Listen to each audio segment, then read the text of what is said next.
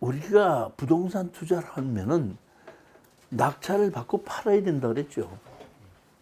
파는 방법이 어떤 방법이 있다 그랬죠? 제일 첫 번째 어떤 방법이 있죠? 파는 방법. 제일 첫 번에 어떻게 판다 그랬죠? 협의해서 판다. 지분권자나 건물 주인이나 협상을 해서 판다.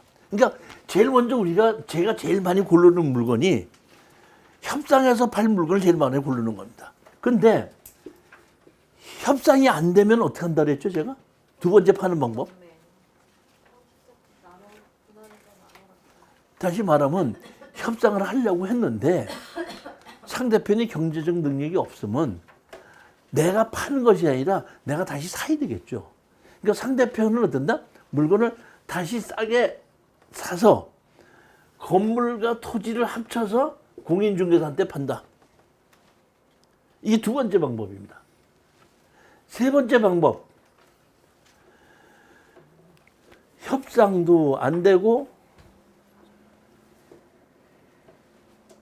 내가 살 수도 없고 하면은 뭘로 판다? 경매로 다시 판다. 이게 세 가지를 가지고 제가 고르는데 오늘은 사건 내용이 경매로 판다는 얘기예요. 그러니까 이 세 가지 중에서 최악의 경우가 경매로 파는 거거든요. 경매로 팔았을 때 이 얘기입니다. 그러니까 매각해서 현금 분할로 결정해서 팔았을 때에 제가 무엇을 실수했는가 보는 겁니다. 이거는 실수했다기보다는 여러분들에게 이럴 수도 있다고 제가 설명을 드리는 건데 여기 보면은 이러한 땅이 경기도 평택시청구명 3제리에 토지 지분 매각으로 나왔습니다. 지분 매각으로 나왔는데 제가 보면 여기 땅인데 이렇게 밭이거든요. 나왔는데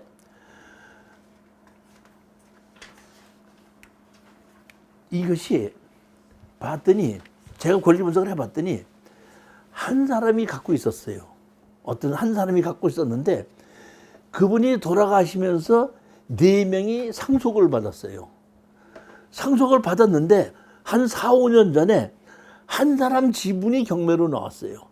한 사람 지분이 경매로 나오니까 25명이 공유로 같이 받았어요. 제가 보기에는 어느 경매 학원에서 평택의 땅이 이렇게 지분으로 나왔으니까 우리 공동 투자를 한번 해보자 해갖고 25명이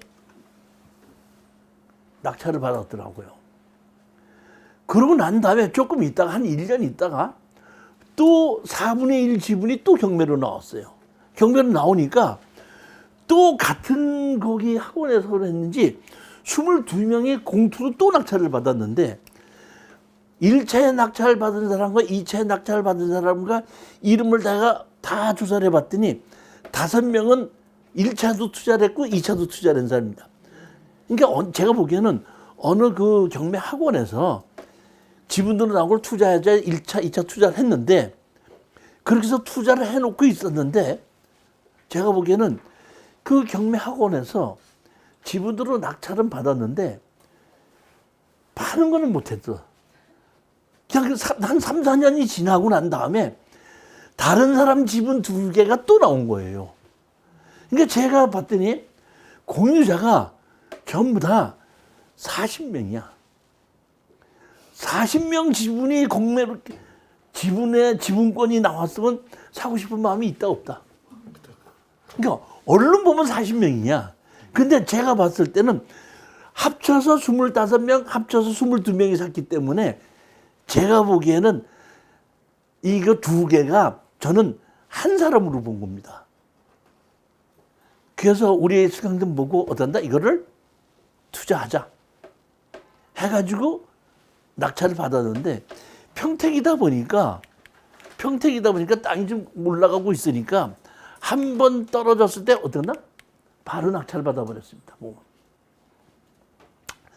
그랬는데 낙찰을 받고 난 다음에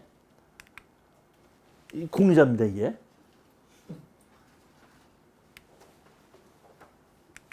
낙찰을 받고 난 다음에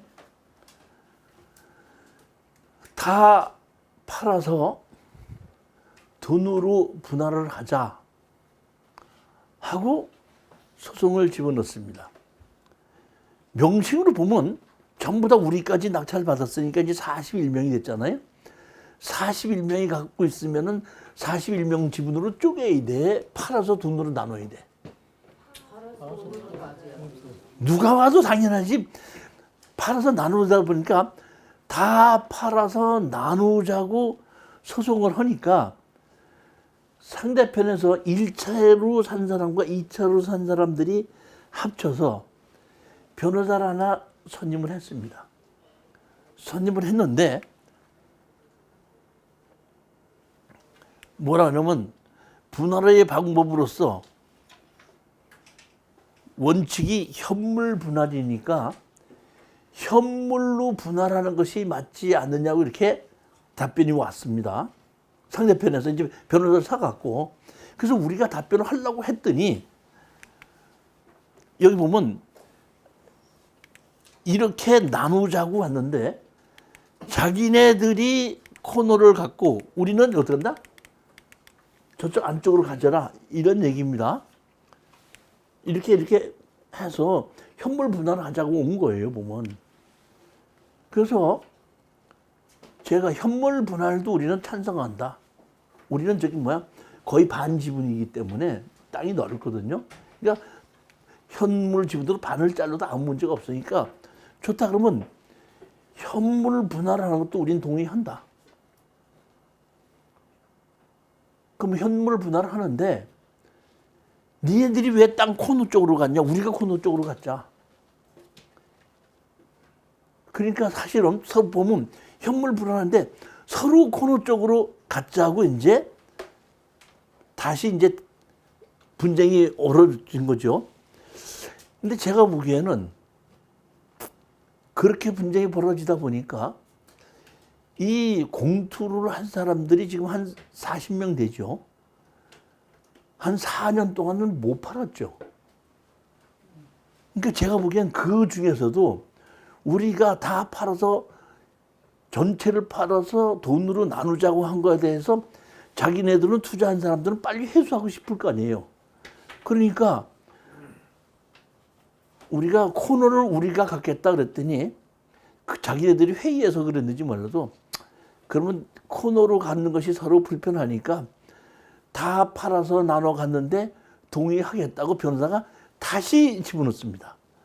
그러니까 우리는 그럼 좋다. 다 팔아서 나눠 갔는데 동의하자. 해갖고 판결문 받아서 다 팔아서 나눠 가게끔 된 겁니다.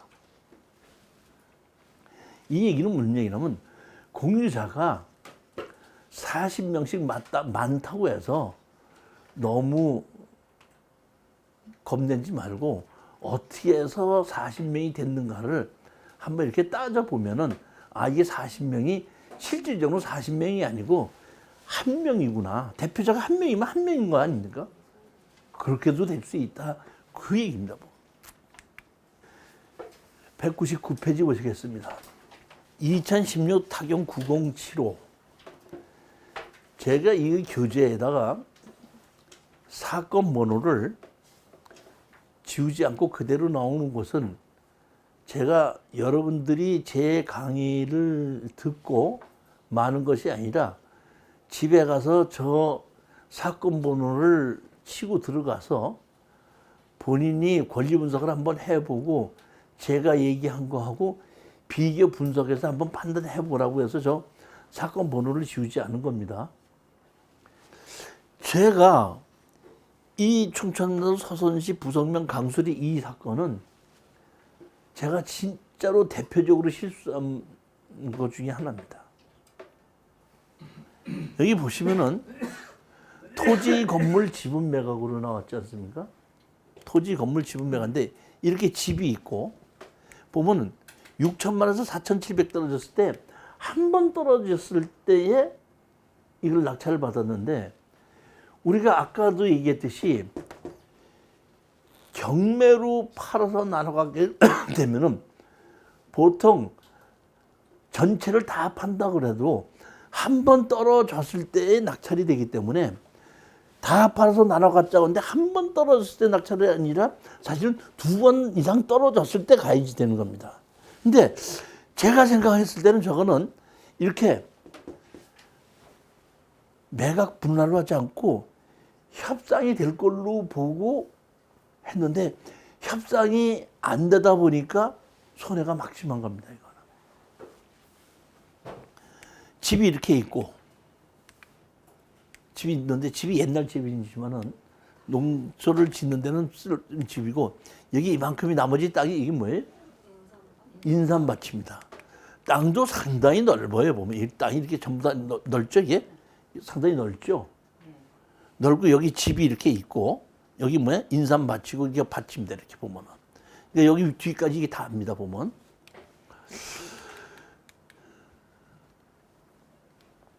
경매로 진행되는 6개의 필지는 상속으로 10명이 공유 지분으로 같이 가지고 있었습니다. 근데 그 중에 한 사람 지분이 나왔기 때문에 낙찰을 받고 건물 철거하고 다 팔아서 나눠 갖자고 소송을 했는데 사실 이 소송을 하기 전에 찾아갔었어요, 거기를. 그리고 찾아가면 얘기가 거기서 다시 말하면 제 생각에는 10명이 공유로 갖고 있었는데 한 사람이 대표로 다 쓰고 있는 거 아니에요.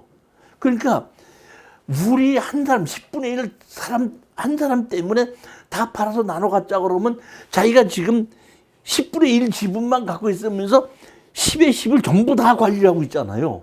근데 10분의 1 지분이 다 팔아서 나눠 갖자 그러면 나 같으면 당연히 내가 돈이 들더라도 10분의 1 지분을 사서 나머지 10분의 8까지를 전부 다 주인 행세를 하면서 어떤다? 사용할 수 있을 거라고 나는 당연히 그렇게 본 거예요. 그런데 낙찰을 받고 잔금 내기 전에 제가 먼저 가서 한번 만나보라고 그랬거든요. 먼저 가서 만나봤더니 전혀 살마음 없으니까 마음대로 하세요. 그래서 할 수 없이 소송을 집어넣은 겁니다. 소송을 집어넣었더니 판사님께서 뭐냐면 성명준비 명령을 내렸습니다. 제가 소송을 상당히 많이 했는데 이런 소송을 성명준비 명령이라는 게 나 처음에 뭔가 그랬는데 제가 이 성명준비 명령서를 받아보니까 상당히 이치에 딱 맞는 거더라고요. 자, 한번 읽어보겠습니다. 같이. 다시 말하면 판사님이 제가 이 소송을 내니까 원고하고 피고에다가 다 성명 준비를 해라 하고 나는데 원고와 피고에다가 성명 준비 뭘 시켰나 한번 보자고요. 원고는 이 사건 부동산들을 대금 분할할 것을 청구하고 있으나 현물 분할이 원칙이고 현물 분할이 불가능한 경우에만 대금 분할이 가능합니다. 원고는 이 사건 부동산들의 현물 분할이 불가능한 사정에 대해 주장도 하고 입증도 하십시오. 판사님이 우리 원고한테 한 겁니다. 두 번째, 원고는 이 사건 부동산 지상에 무허가 미등기 건물이 다수 존재하고 있어 그 건물들을 철거하고 차임 상당의 부당 이득을 반환할 것을 청구하고 있습니다. 원고가 철거를 구하는 건물들이 소지하는 토지 지분을 특정하여 청구 취지를 정정하고 부당 이득금 반환 청구를 유지할 의사라면 차임에 대한 감정 신청을 하십시오. 결국은 이 차임이 별거가 아니고 우리는 감정 신청하는 비용이 100 몇십만 원 들어가다 보니까 청구 취지 변경을 해서 차임은 받지 않겠습니다. 이렇게 우리가 청구 취지를 변경을 해버렸습니다. 자, 판사님께서 피고한테다가 성명 준비한 겁니다. 피고들은 소장을 송달받고도 아무런 답변을 하지 않았습니다. 피고들이 바라는 공유물 분할의 방법을 밝히시고 원고의 지분을 매수할 의사가 있는지 여부도 밝히십시오. 원고는 피고인들의 이 사건 부동산 지상 미등기 무허가 건물의 철거를 구하고 있습니다. 위 건물들을 신축한 시기와 건물의 소유자, 현재 이용 상태 등에 대하여 밝혀주십시오. 제가 보기에는 이 양쪽의 이거를 받으면은 판사님이 판결하기가 훨씬 쉬울 것 같아요. 그래서 내가 보기에는 이게 맞구나. 이게 맞구나. 이 판단이 들었는데 이렇게 성명을 준비를 하니까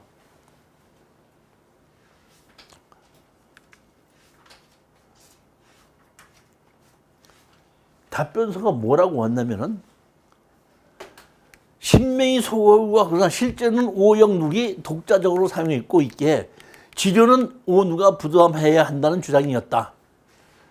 다시 말하면 그 10명이 상속으로 같이 갖고 있었지만 혼자서 오영숙이라는 그 여자가 혼자서 갖고 있었으니까 나머지 지문권자는 돈 낼 필요가 없지 않느냐. 그러니까 어떤가? 그 사람이 내야 되는 것이 맞다. 그 다음에 우리는 상속을 해서 같이 갖고 있었지만은 혼자서 다 쓰고 있고 핵심에 머리만 아프다. 그러니까 결과적으로는 우리 바깥에 저 부동산에 쓰고 있지 않는 우리 지문권자들은 다 팔아서 나눠 갔는데 어떤다? 동의한다. 우리는 지료 청구는 지료를 청구해봤자 땅 가격이 워낙에 싸니까 별로 이득이 없을 것 같으니까 지료는 어떤다? 청구를 안 하겠다. 다만 팔아서 나눠 갖는 것은 그대로 해달라 하고 저쪽에서도 지금 우리 지분을 사겠다는 사람이 없죠. 그러니까 판사님이 그 자리에서 어떤다? 그러면 어떤다? 다 팔아서 현금으로 분할을 해라.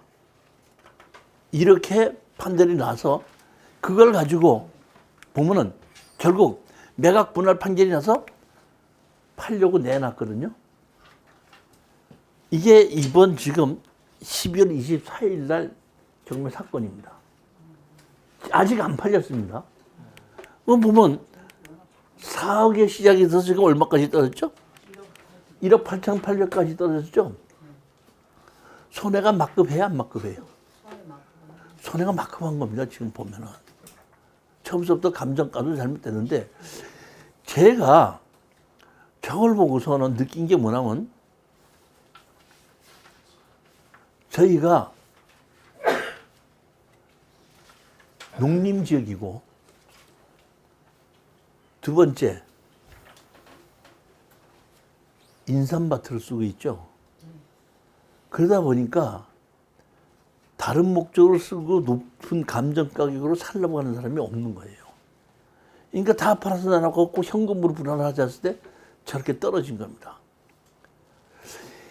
이번엔 낙찰될 것 같아요? 안 될 것 같아요? 어떻게 생각해요? 낙찰될 것 같아요? 안 될 것 같아요? 돼야죠. 그럼 저걸 다시 말하면 낙찰 받는 사람의 입장, 우리가 저런 사건이 아니고 저걸 낙찰 받는다고 가정합시다. 낙찰 받으면 팔을 수가 있어야 되죠. 어디다 어떻게 팔을 거예요? 자, 사장님 낙찰 받으면 저 어디다 어떻게 팔을 거야? 4억짜리가 2억 주고 샀어. 어디다 팔아야 돼? 조경 씨 어디다 팔아? 농사질 분한테요. 네? 농사질 분한테. 아니죠. 저거는 파는 것이 아니라 농지연금용으로 쓸 수밖에 없는 겁니다. 국가에다 파는 거죠. 제가 보기엔 4억짜리니까 2억 주고 샀으니까 뭘로 간다? 그 외에는 제가 보기에는 별로 소용이 없지 않냐 이렇게 생각했을 때 처음부터 제가 저 판단을 했어갖고 저거는 한 번, 두 번 더 떨어진 다음에 들어갔어야 되는 건데 너무 틀림없이 10분의 1 지분이기 때문에 농사를 짓는 사람이 10분의 1 지분 때문에 저 전체 땅을 포기할 것이라는 생각을 안 했다는 것이 큰 잘못입니다. 실수 중에 하나가 그겁니다. 언제든지 우리는 상대편이 사지 않는다. 사지 않는다고 했을 때는 어떡한다? 경매로 파는 수밖에 없을 때 그때도 손해를 보지 않을 수 있을 만큼 더 떨어진 다음에 사야 된다는 것을. 그러니까 예를 들어서 저것이 다른 사람이 가져갈까 봐 걱정하고 한 번 떨어진 다음에 들어갔는데 차라리 저건 낙찰 안 받았고 다른 사람이 가져가는 게 더 낫던 거예요. 다른 한 번 더 떨어지면 우리가 못 들어갔어도. 결과적으로 봤으면 그렇다 이런 얘기죠.